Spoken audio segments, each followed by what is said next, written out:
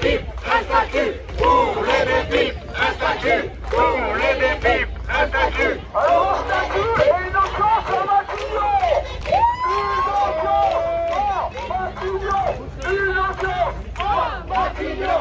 Une audience à Matignon. Une audience à Matignon. Une audience à Matignon.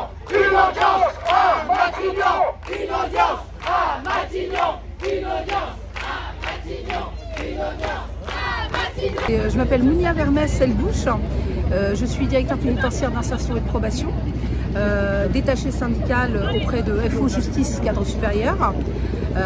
Nous sommes aujourd'hui en fait tous réunis, et pas seulement des directeurs pénitentiaires d'insertion et de probation, on a des collègues qui nous font l'amitié dans d'autres corps d'appartenance de nous soutenir dans cette démarche de revendication, revendications qui sont liées, pour tout vous dire, à notre statut. Parce que les directeurs pénitentiaires d'insertion et de probation sont un corps d'encadrant de l'État très mal connu. Vous connaissez certainement les directeurs de services pénitentiaires, qui sont en fait, pour résumer de façon un petit peu triviale, les directeurs de détention. Mais vous connaissez très peu, voire pas du tout, les directeurs pénitentiaires d'insertion et de probation, qui sont en fait le deuxième corps d'encadrement de l'administration pénitentiaire. Et à ce titre, justement, nos revendications aujourd'hui, c'est de dire que nous ne sommes pas des cadres de seconde catégorie.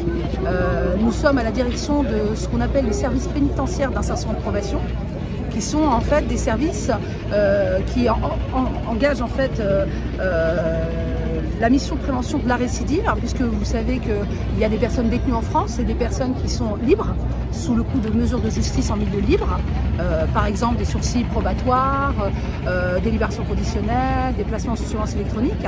Et toutes ces mesures en milieu libre sont suivies par des conseillers pénitentiaires d'insertion et de probation, mais pas seulement, par toute une équipe en fait dans les services qui va de l'adjoint administratif, en passant par des psychologues, des attachés d'administration. Et ces services-là, pluridisciplinaires, sont dirigés par les DPIP, voilà, les directeurs pénitentiaires d'insertion et de probation. Et donc, ils travaillent tant en milieu ouvert qu'en milieu fermé aussi, puisque ces mêmes équipes de conseillers pénitentiaires travaillent aussi en détention. Alors, ils n'ont pas le même rôle, hein. En détention, ils préparent la sortie des détenus, ils se chargent aussi de préparer l'aménagement des peines, le maintien des liens familiaux. Mais toutes ces équipes, en fait, sont encadrées, sont orientées, sont accompagnées par nous, les DPIP.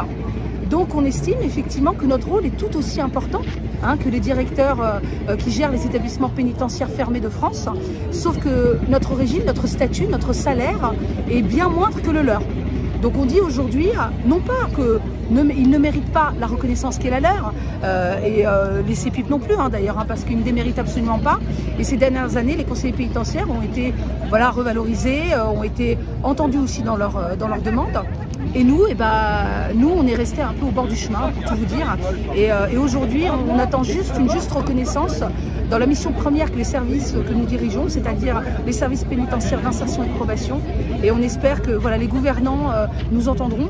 Là où l'administration pénitentiaire dit nous entendre, mais beaucoup de paroles et pas assez d'actes concrets qui nous amènent aujourd'hui en fait à manifester. Non, c'est l'une des premières dans le sens où, étant des cadres d'un ministère, que vous connaissez, le ministère de la Justice, on se doit aussi à une certaine éthique, une certaine loyauté, une certaine posture, que l'on défend tous d'ailleurs. On n'est pas là pour remettre en question ni l'État ni les gouvernants.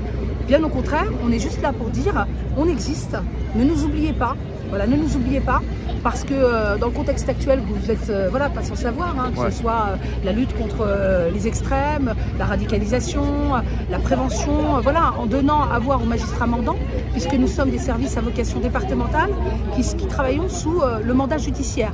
Donc les agents conseillers pénitentiaires d'insertion et de probation rédigent de manière régulière des rapports à destination des magistrats pour les tenir informés au plus près de l'évolution des personnes et du respect de leurs obligations. Donc partant de là, ces services ne tournent pas tout seuls. Ils tournent grâce à nous. Et c'est une équipe, nous voyons les SPIP comme une équipe. Nous accompagnons, nous orientons, mais évidemment qu'on a la position d'encadrant. Mais à un stade aujourd'hui où effectivement la rémunération est telle qu'il y a une fuite dans notre corps des agents. Ils partent ailleurs en fait en voie de détachement.